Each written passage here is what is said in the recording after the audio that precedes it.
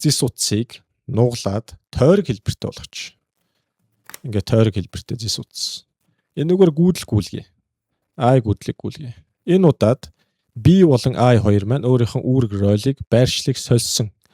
За энэ тохиолдолд B-ийн чиглэлийг хэрхэн яаж болох вэ гэвэл бүгдээрээ тойргийн дагуу энэ тойрог байлаа гэж бодоход тойргийн дагуу дөрвөн хуруугаа байрлуулна. За ийшээгээ тухайлбал гүйдэл маань гүйжилээ гэж бодвол гүйдлийнхаа чиглэлд энэ удаад дөрвөн хуруугаа байрлуулна шүү.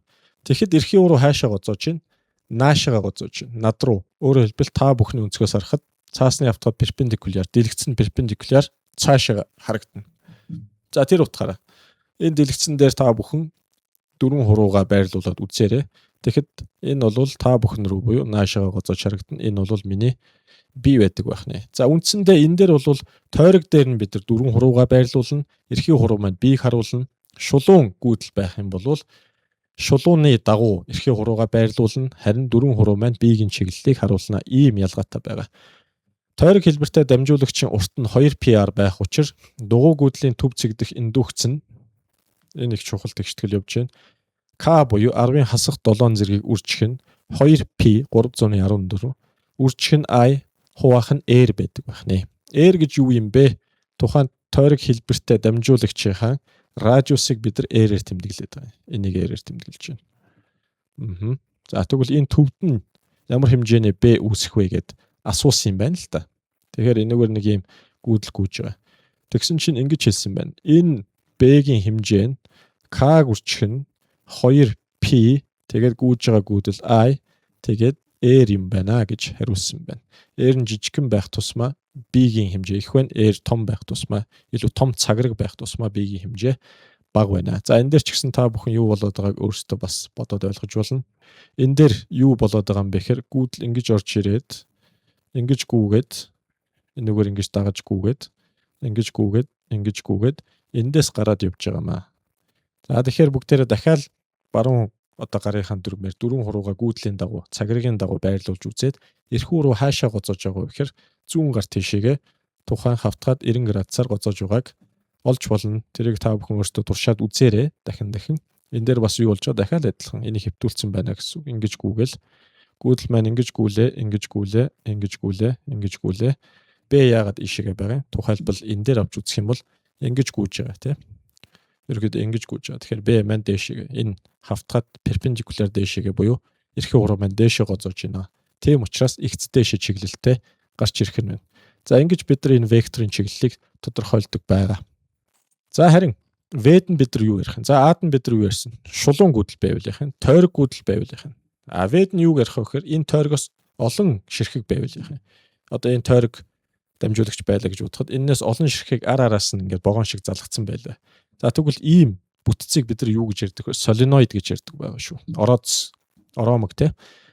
Урт ороомгийн буюу соленоидын соронзон орон. N ороодостой.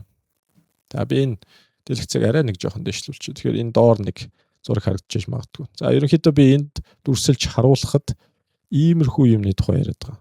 Ингээд ерөнхийдөө тойрог хэлбэрээр араас нь зис утсыг тойруулаад олон удаа тойруулаад ингээд энэ тавьдсан байгаа. Тэгээд энэ зис утсынхаа одоо энэ ороодсынхаа уртыг нь хэмжээд үзсэн чи L байна. Хэдэн ширхэг? 1 2 3 4 5 6 7 8 9 ширхэг ороодос байлаа гэж бодъё. Тэгээд энэгээр I гүйдлийг бүгдээрээ гүйлгэе. Тэгэх юм бол N ороодостой L урттай шулуун ороомгийг N тооны дугуй гүйдлийн угсраа гэж үзэж болох учраас индукц нь 10-ын хасах 7 зэргийг үржих нь за энэ дээрс бичиж 10-ын хасах 7 зэргийг үржих нь 4pi хуваах нь L ороодсынхон урт за тэгээд N юм байна ороодсынхон тоогоор бүгдээрээ үржүүлэх нь байна. Энэ дээр нэг ийм хийчихье. μ0 гэдэг бол 4p-г үржих нь 10-ын хасах 7 зэрэг.